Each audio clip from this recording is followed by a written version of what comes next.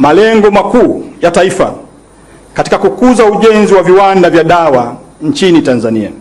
Kwanza ni kujenga uhuru na usalama wa afya wa taifa letu.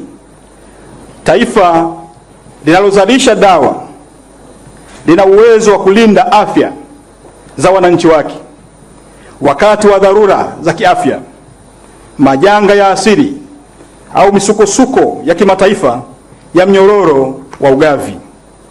Uzoefu wa dunia umetufundisha kuwa nchi zisizo na uzalishaji wa ndani wa dawa huwa hatarini zaidi wakati wa migogoro ya ndani, migogoro ya nje au migogoro ya kimataifa.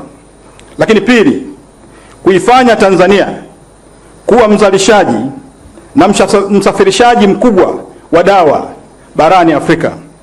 Dira yetu si kuzalisha pekee, si kuzalisha kwa matumizi ya ndani pekee, bali kuijenga Tanzania kuwa kitovu cha uzalishaji na usafirishaji wa dawa kwa Afrika Mashariki, SADC na bara zima la Afrika.